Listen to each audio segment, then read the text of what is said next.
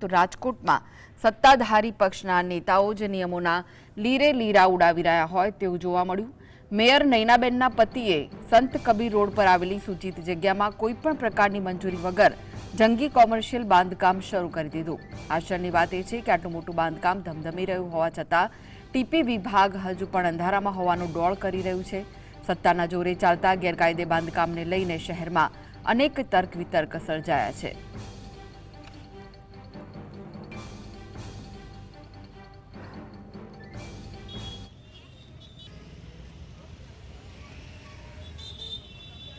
તો વધુ વિગતો માટે જોડાઈ ગયા છે સંવાદદાતા લકીરાજસિંહ।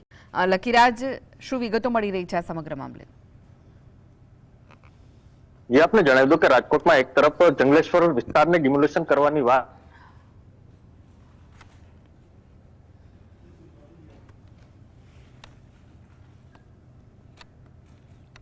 તો સંત કબીર રોડ પર આવેલી સૂચિત જગ્યામાં કોઈપણ પ્રકારની મંજૂરી વગર જંગી કોમર્શિયલ બાંધકામ શરૂ કરી દીધું છે। આશ્ચર્યની વાત એ છે કે આટલું મોટું બાંધકામ ધમધમી રહ્યું હોવા છતાં ટીપી વિભાગ હજુ પણ અંધારામાં હોવાનો ડોળ કરી રહ્યું છે। સત્તાના જોરે ચાલતા ગેરકાયદે બાંધકામને લઈને શહેરમાં અનેક તર્ક વિતર્ક સર્જાયા છે।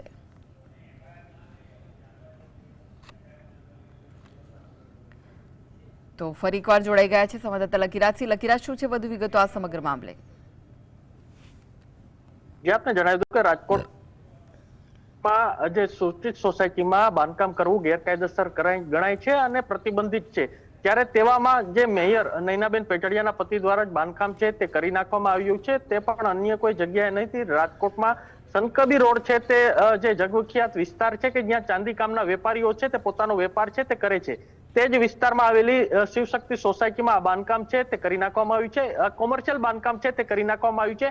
તેને લઈને અનેક જે તર્ક વિતર્કો છે તે સર્જાય છે, કારણ કે જ્યારે સામાન્ય માણસ છે તે સૂચિત સોસાયટીમાં પોતાનું બાંધકામ કરે છે, ત્યારે રાજકોટ મહાનગરપાલિકા છે તે પોતે જે બાંધકામ કર્યું હોય તેને જે તોડવામાં આવે છે અને તેના ઉપર જેસીબી છે તે ફેરવી દેવામાં આવે છે। ત્યારે તેવા જ અરસામાં ક્યાંક ને ક્યાંક નૈનાબેન પેટડિયાના પતિ દ્વારા જ આ પ્રકારનું જે કૃત્ય કરવામાં આવતા અનેક જે તર્ક વિતર્કો સર્જાયા છે। જો રાજકોટની વાત કરવામાં આવે તો રાજકોટમાં 50% વધુ જે સોસાયટીઓ છે તે ગેરકાયદેસર છે અને સૂચિત સોસાયટી છે તે રેગ્યુલેટ કરવાની વાત છે તે સ્વર્ગીય પૂર્વ મુખ્યમંત્રી જે વિજયભાઈ રૂપાણી દ્વારા કરવામાં આવી હતી, પરંતુ અત્યાર સુધી તે કોઈ પણ પ્રકારની કાર્યવાહી છે તે થઈ નથી। અમુક જ સોસાયટી છે તે રેગ્યુલાઇઝ થઈ છે, તે પણ જે ભાજપના જે લાગતા વળગતા જે નેતાઓની જે સોસાયટીઓ છે તે રેગ્યુલાઇઝ થઈ છે।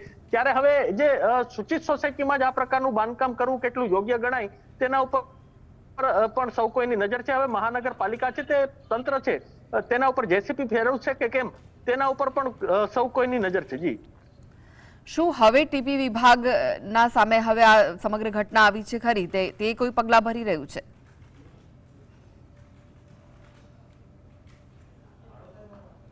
સામે આ ખાડા કાન કરતું હોય તેવું જે ભૂતકાળમાં પણ જોયું છે।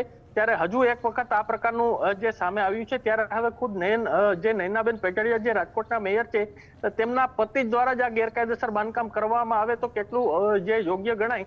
ટીપી શાખા ક્યાંક ને ક્યાંક આના ઉપર કાર્યવાહી કરે તેવી રાજકોટની જનતાની માંગણી છે, પરંતુ હવે તે કરશે કે નહીં તેના ઉપર સૌ કોઈની નજર છે, કારણ કે અગાઉ પણ જે ટીપી શાખા છે તે વિવાદોમાં આવી ચૂક્યું છે। ત્યારે આ વિવાદિત ટીપી શાખા છે તે હવે આના ઉપર બુલડોઝર ફેરવશે કે પછી ભીનું સંકેલી લેશે તે જોવું રહેશે। જી જી જી જી, આભાર લકીરાજ માહિતી આપવા માટે।